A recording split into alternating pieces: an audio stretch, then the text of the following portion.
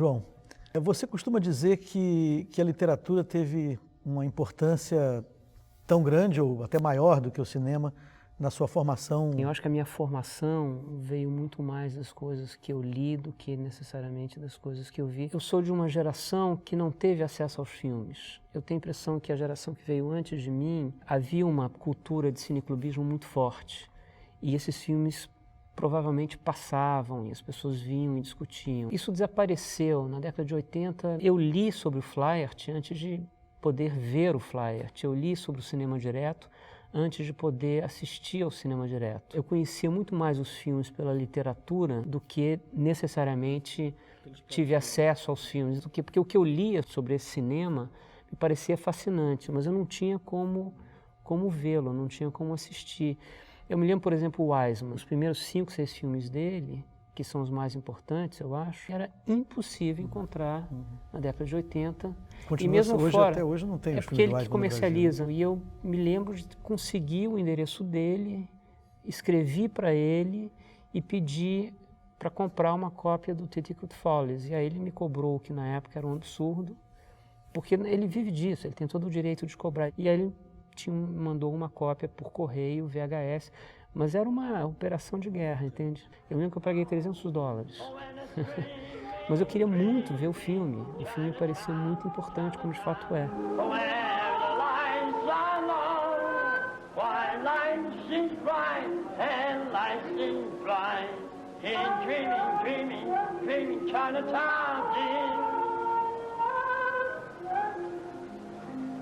O cinema de observação talvez tenha me impactado quando eu vi o primeiro filme, pelo fato de eu já ter lido muita coisa que se aproximava em procedimento com o cinema de observação. Estou falando especificamente de um determinado tipo de jornalismo. Esse primeiro filme que você falou, você se refere a qual seria? O filme do Bob Dylan, do Penn Baker, Don't Look Back. Quando eu vi aquilo me parecia muito próximo do procedimento, por exemplo, da Lillian Ross, que é uma jornalista americana, da New Yorker, que escreveu uma reportagem que depois virou um livro chamado Filme.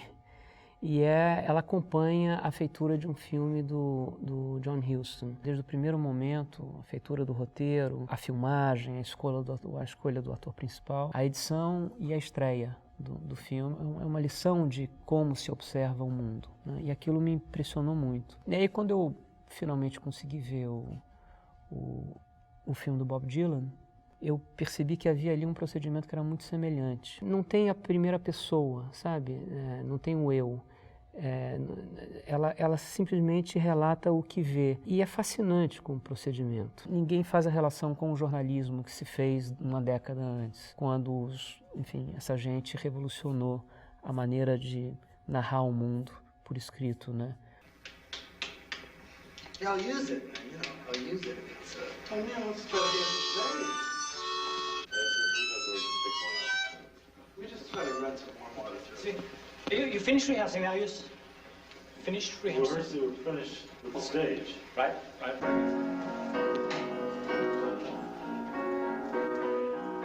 Eu dirigi um documentário sobre futebol com Arthur Fontes. E a gente queria fazer um cinema de observação. E a gente não sabia como fazer isso. Quer dizer, tem procedimentos, você tem que obedecer uma determinada maneira de narrar, que a gente não sabia, porque a gente só conhecia os filmes teoricamente, a gente não tinha acesso aos filmes. Isso em 94, 95, por aí. É uma série feita para televisão, em 3 episódios, e o primeiro episódio, na ilha de edição, não montava. Era um fracasso. E a gente não sabia bem por que não funcionava. E aí houve um esforço muito grande de conseguir os filmes. Eu assistia isso com papel na mão, entendeu? Eu disse, tem um plano de corte, tem um plano de reação. Coisas nas quais eu não acredito mais hoje, mas naquela época era tudo muito novo. Então tinha que filmar com plano de reação, tinha que filmar com plano de cobertura, tinha que usar um plano de estabelecimento para poder dizer que esse tal sujeito está neste lugar e não em outro. Tinha toda uma maneira de contar que a gente desconhecia e que a gente descobriu fazendo a lição de casa, vendo o filme e decupando ele no papel para entender como é que essas histórias eram contadas. Você costuma citar muito em suas aulas, etc., o Primária, o primeiro filme lá do Robert Drew, né? O que você vê ali que é tão importante assim, para esse tipo de cinema de observação? Uma atenção disciplinada com tudo aquilo que acontece diante da câmera. O cinema tem uma certa inocência epistemológica, achar que o que você observa é o que de fato aconteceria se você não estivesse observando.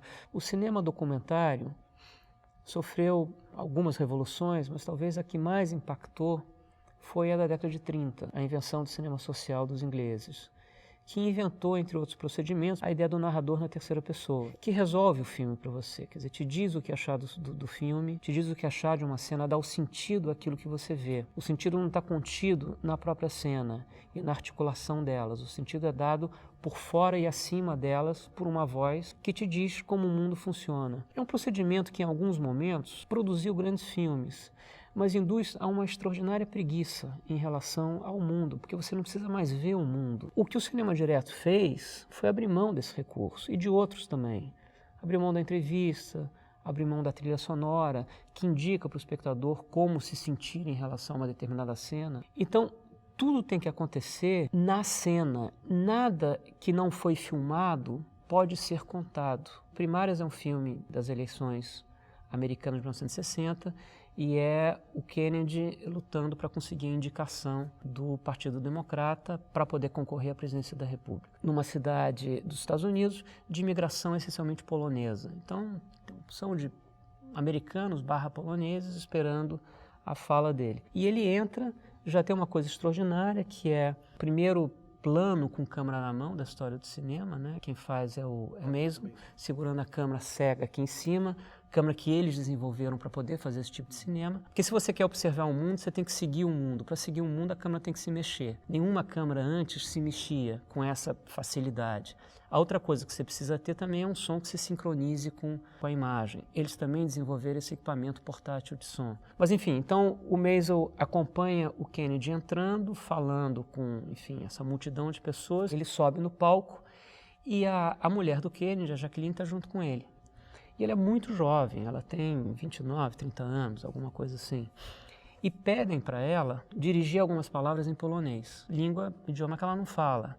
E ela não é uma figura pública, ela é uma moça muito jovem e ela tem que falar polonês, que ela decorou 10 minutos antes. Então é evidente que ela está nervosa. Bom, no regime anterior do cinema direto, você resolveria essa questão com o narrador dizendo: Jacqueline Kennedy está nervosa. Um plano do rosto dela, qualquer plano, feito ali ou em qualquer outro lugar, e uma voz que vem, não se sabe bem de onde, que não deseja, porque você não sabe de quem é, que diz que ela está nervosa.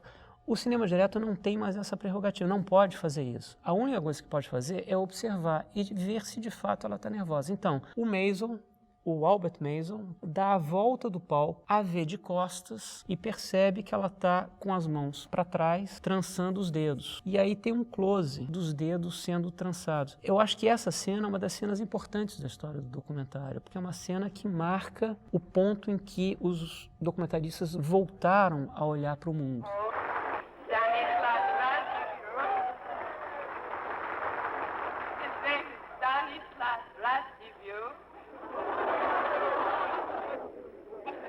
And he taught me one sentence. Jeszcze Polska nie zginęła. O Flaherty tinha isso, o Flaherty tinha essa disciplina maravilhosa de observar incansavelmente o mundo. Eu acho que o cinema direto recuperou isso. Você, no momento, está preparando um filme que envolve muito material de arquivo. Qual é o mistério de como se pode fazer um filme original, interessante, a partir de um material já pré-existente? O Videogramas de uma Revolução é um filme que eu vi por acaso, não sabia nada do Farok, e talvez seja a melhor maneira de ver um filme e realmente ser impactado por ele, porque você não tem nenhuma expectativa e subitamente é uma grande surpresa, né? O que eu acho fascinante no filme do Farok é que, além das circunstâncias, que é uma revolução popular, as pessoas vão para a rua e derrubam um ditador, é que essa revolução foi filmada. E foi filmada não só por uma pessoa, mas por dezenas e dezenas e dezenas e dezenas de pessoas. E o Farok e o seu colaborador, Romeno, reúnem essas imagens num trabalho que deve ter sido insano de prospecção, né, de quem filmou, onde estão essas imagens, todas elas amadoras, e contam a história de uma revolução através de imagens feitas por cidadãos comuns. O que já em si é fascinante. Agora, acima disso, para mim, é que não é apenas uma tentativa de contar uma revolução, mas de refletir sobre a natureza das imagens e a condição como as imagens foram feitas, entende? Não é só contar como o Ceausescu cai, mas é contar por que tinha uma câmera lá, o que a câmera filmou, por que ela estava virada numa direção e não em outra, o que a televisão estatal filmou naquele célebre discurso do Ceausescu, em que ele percebe alguma coisa que acontece e que a câmera oficial, evidentemente, não registra. Por quê? Você aprende no filme do Farok que a câmera oficial não se move, ela é dirigida numa só direção. É só depois que a revolução acontece, ou pelo menos no período revolucionário, que a câmera ganha o direito de olhar para outro lugar, entendeu? E isso é que me parece completamente fascinante. Olha aí os bem-TVs do Canal Brasil em seu habitat natural. Peraí, o narrador chamou a gente de bem-TV? Tô ligado, é porque os humanos acham que o som que a gente faz é bem-TV. Isso não faz o menor sentido. Eles não sabem que o que a gente fala é... Imagina o dia que eles descobrirem que a gente tá o tempo todo falando